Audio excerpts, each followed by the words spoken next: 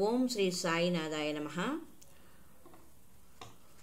పరంధాముడే పట్టు సాయి అనే శీర్షికలో మనము బాబా భక్తులు, వారి అనుభవాలు, బాబా వారికి చేసిన హితోపదేశం, తద్వారా మనం తెలుసుకున్న మంచి విషయాలు తెలుసుకుంటున్నాం కదా. అందులో భాగంగా ఉపనయనం అయిన వ్యక్తిని ఏమంటాము? ద్విజుడు అని పిలుస్తారు. గాయత్రి మంత్రం ఉపదేశించిన విశ్వామిత్రుడు, మంత్రాన్ని స్వీకరించిన శ్రీరాముడు ఇద్దరు కూడా క్షత్రియులే.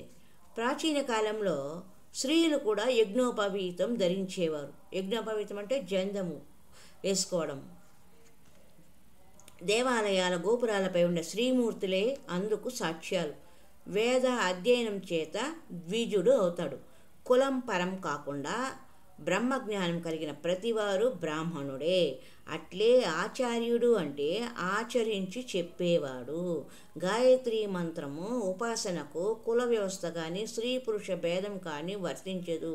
కేవలము శుచిత్వము, బాహ్య అంతఃశౌచము ఇవి ఉంటే చాలు అంటారు స్వామి. ఇద్దరు స్వామి భక్తులు విమానంలో జపాన్ నుంచి హాంకాంగ్కు ప్రయాణమయ్యారట. కాలక్షేపానికి స్వామిని గురించి వారు అనేక విషయాలు ముచ్చటించుకుండగా ఆ ఇద్దరిలో ఒక భక్తునికి చిన్న అనుమానం వచ్చింది. అడవిలో ఉన్న, ఆకాశంలో ఉన్న, నట్టేట మునిగిన మరువడు సాయి నిన్ను మదిని ఎప్పుడు అని బాబా అన్నారు కదా, మరి స్వామి ఇప్పుడు ఇక్కడ ఉన్నారా, మనం గుర్తున్నామా అని తన సందేహం వెలిపుచ్చాడంట. రెండవ భక్తుడు, ఆ అనుమానం మీకు ఎందుకు వచ్చింది? మనం విమానంలో ఉన్న స్వామికి గుర్తుంటాం, బాబా ఎప్పుడు సత్యాన్నే చెప్తారు అన్నాడు. అయినా అతనికి మనసులో ఇంకా అనుమానం ఉన్నది. సాధారణంగా విమానంలో కాలక్షేపం చదువుకోవడానికి సీట్ల కింద కొన్ని పత్రికలు ఉంచుతారు. వాటిలో డిస్కవరీ మ్యాగజైన్ ఒకటి. ఈ మ్యాగజైన్ నిండా అనేక రకమైన ప్రకటనలతో పాటు కొన్ని పేజీల్లో అందమైన ఆర్ట్ పేపర్లో ప్రముఖుల కలర్ ఫోటోలు ఉంటాయి. కరెక్ట్గా పుస్తకం మధ్యలో స్వామివారి కలర్ ఫోటో ఒకటి. వారు ఆ మ్యాగజైన్ తిరగేస్తుంటే కనిపించింది. అది చూసి ఇరువురు ఆశ్చర్యపోయారు. చూసారా, స్వామి ఇప్పుడే నిదర్శనం చూపించారు, మనల్ని ఎట్లా మర్చిపోతారు, తల్లి తన బిడ్డల్ని మర్చిపోతుందా అన్నారు ఆయన.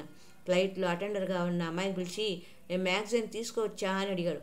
ఆమె ఒక పల్లెటూరి వాడిని చూసినట్లు, కారణం ఏ ప్రయాణికుడు మ్యాగజైన్ ఇంటికి తీసుకెళ్ళడు.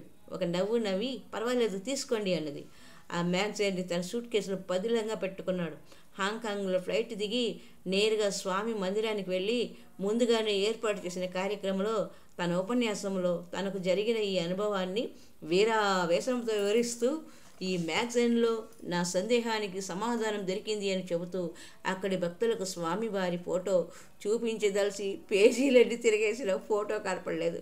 వేలాది సభాధికులకు ఏం సమాధానం చెప్పాలి అంటూ బాధపడుతుంటే అతనితో ప్రయాణించిన ఇంకొక భక్తుడు భక్తులకు జరిగిందంతా తెలియజేస్తూ తాను ప్రత్యక్ష సాక్షి అని, అందులో సందేహం లేదు అన్నాడు. ఇంతలోనే అనుకోకుండా అంతకు పూర్వము లేని ఫోటో వచ్చినట్లే వచ్చి మిమ్మల్ని మరువను అన్న మాట వినిపించింది. వారిద్దరూ పర్యటన ముగించుకొని పుట్టపర్తి వచ్చిన తర్వాత స్వామి చిరునవ్వుతో, నా మహిమలో నిదర్శనము ఇవే అని చెప్పారట. హరి ఓం తత్సత్.